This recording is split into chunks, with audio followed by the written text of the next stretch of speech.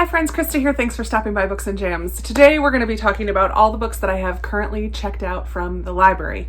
This is something I want to share with you, maybe not every month, but every 6 weeks or so. I am currently not able to go into the library and browse the shelves, so all of these books at one point I put on hold and then went and did curbside pickup. I'm always so jealous when I hear some of you guys talking about being able to go into your library and browse. We were open for a short period of time, maybe a couple months or so, but then when numbers started going back up, we closed back down. And there's no talks of when that's going to open back up, and that's okay. Keep everybody safe, but I miss browsing the shelves. But I do have 11 books here that are currently checked out, and I'm super excited about most of them. I'm not sure I'll be able to get to all of them before the mood changes and I want to read different ones from the library, but as of right now, these are the 11 books that I have. The first 3 I'm going to share with you are directly from my anticipated reads video that I did for like January, February, and March books that are coming out. I have already put all of those books on hold at the library, and most of them I also requested on NetGalley, but I haven't been approved for all of them, especially the ones that are coming out sooner rather than later, because number one, my NetGalley percentage is really low. We'll talk about that in another video. And number 2, it's just too close to the release date and they're not giving out ARCs anymore. And there are other reasons as well, but I did get a couple in from the library, so let me share those with you now. The first one is The Mystery of Mrs. Christie by Marie Benedict. I'm super excited about this one that is going to explore a potential reason why Agatha Christie went missing for 11 days in her real life. She came back, entered her life again, and never spoke of those days when she was gone. What happened? I've already heard a couple people say that they gave this 5 stars and that they really loved it. So I have already started the first couple chapters of this. It's one that I'm currently in the middle of, and I'm really excited to continue with it. The next one that I'm so excited about is The Children's Blizzard by Melanie Benjamin. This is a historical fiction that takes place at the end of the 1800s, 1888, I guess. And a blizzard kind of came out of nowhere. The day started like normal. Kids went to school. People went out and worked on their farms. The day just was normal. And then out of the blue, just as kids were about to get sent home from school, this blizzard came, and it was major. So some kids ended up staying at their schools, and these teachers are now forced to figure out, how are we going to keep everybody alive? What are we going to do for food? What are we going to do for warmth? Should I send people home? Like, lots of decisions that these young school teachers had to then make. I'm really excited about this. People have been telling me there's a Little House on the Prairie episode that deals with this. I might try to track that one down as well, but I'm just really excited to read this. I think it's going to be pretty heart-wrenching. In the comments of that anticipated reads video, when I was talking about The Children's Blizzard, somebody said that there's a nonfiction book about the Children's Blizzard that I just need to read. And this is by David Laskin. It's also called The Children's Blizzard. It's not the most beautiful cover by any means, but I'm looking forward to kind of reading this in conjunction with this. I think this will be a nice book pairing to read, like a real true to life accounts along with the fictionalized story of it. So I'm really excited about that and hoping to get to it sooner rather than later. Obviously, they're books that I've checked out from the library. I want to get to them pretty soon. I picked up 2 books that are continuing sequels for me. So The Winter of the Witch by Catherine Arden will finish the Winter Night trilogy for me. I've read The Bear and the Nightingale and The Girl in the Tower, and this one will finish up that series. So I'm really excited to get to this. I think it's funny that they sent me the large print version of it. So while it does feel kind of chunky, I feel like it'll read quicker because it is in large print. So maybe I'll be happy about that. I am getting older. But I'm excited to finish this trilogy. And then I have a YA sequel, Majesty, by Catherine McGee. This one follows up American Royals, which I really enjoyed. And American Royals ends on a bit of like pretty huge cliffhangers. None of the storylines were wrapped up in that one, and it was really frustrating to have to then wait. So I have heard that people didn't like this one quite as much as the first one, but I'm just looking forward to some closure on some of those storylines, and I'm really excited, and that should be also a pretty quick read. I have a couple middle grade here, as always. Two that I picked up are because of the mock Newbery group on Goodreads that I'm a part of, where people read middle grade throughout the year and then try to guess what the Newbery winner is going to be. And that is coming out January 25th, I believe, is when they announce the Newbery winner for 2020. So, or 2021? Do they call it this year or last year? I'm not sure. It's books that were published in 2020. Anyways, I'm really excited to learn what the Newbery winner is going to be, but these are two books that people had mentioned as possibilities.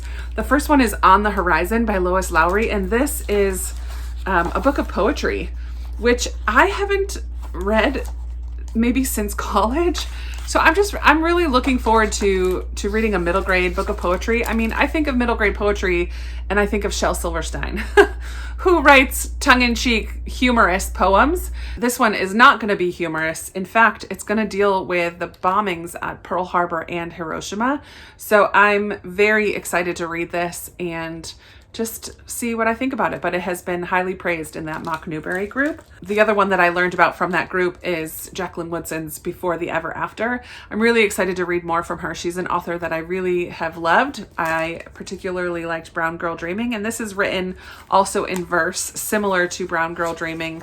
It's not individual poems like On the Horizon is, but it is more of a story, and it's a father and son tale. I think the father had been a pro football player, and I don't know, due to an injury or whatever, he is no longer that. But it's just about the connection between father and son and how his past as a football player affects their life. I'm sure it's about much more than that. And I have heard some praise for this, both in people that I follow and also in that mock Newbery group. So I'm really excited to read another Jacqueline Woodson book. This next middle grade I heard about on the Currently Reading podcast. I think Meredith talked about this one. It's The Extremely Inconvenient Adventures of Bronte Meadowstone by Jacqueline Moriarty. I just think the title sounds so fun, and Meredith loved this book.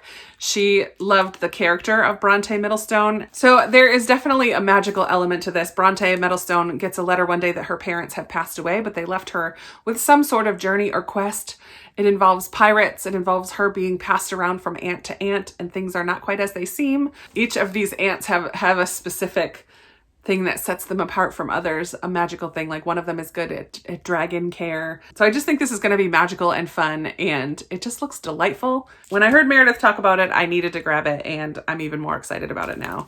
The last middle grade, I'm not going to show you what it is actually, because we are in the process of choosing a book for middle grade March, a group read, and this is one of the ones that we are thinking about. So I wanted to get it from the library so I could read some of it and see if it might be a good fit for middle grade March, which is coming soon. I'm so excited. The next book I picked up, I honestly don't think I'm going to read this, but I wanted to read the first chapter of it, and it's not a book that I own, but I participated in a live with people who are hosting a group read of 100 Years of Solitude by Gabriel Garcia Marquez.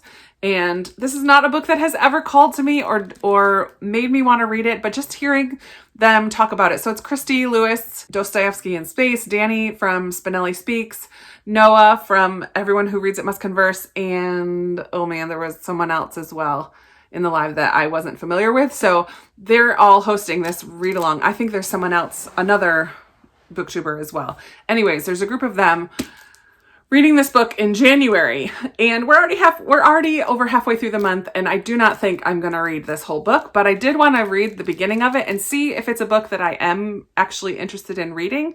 Based on their conversation in the live, my interest was piqued. I just wanted to see what I would think of it, so I put it on hold at the library and it came in. We'll see if I decide I want to read this or not. It is a Nobel Prize winner. That doesn't mean anything to me. It means it's probably going to be over my head. And finally, I have a random book. I honestly don't remember putting this one on hold or what made me, how did I find this? I don't know. It looks really fun though. It's called I Will Judge You by Your Bookshelf by Grant Snyder. And it is a graphic, there are different comics and just quote pages, and it just looks like a lot of fun. Like a bookish book, right? A book for book lovers. I wish I knew where I heard about this, but I'm really excited that I have it now, and I will probably read this before the end of January.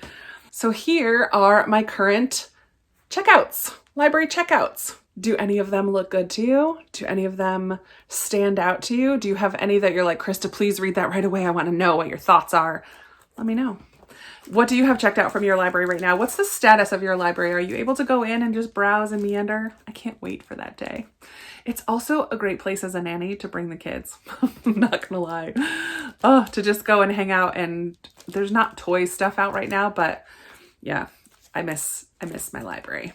So let's chat down in the comments below about libraries, about any of these books, about what you have checked out, or about anything else. You guys know I love talking with you down in the comments below. I would love to keep in touch with you. There's lots of ways to connect with me down in the description box below, including a link to my Patreon, where I have a Discord group that's just for patrons, and also conversations over on the Patreon site. And if you are interested in supporting me financially, I would love for you to consider that. I'm so thankful for those of you who already have. And that's it for today. I will be talking with you in another video very soon. Bye.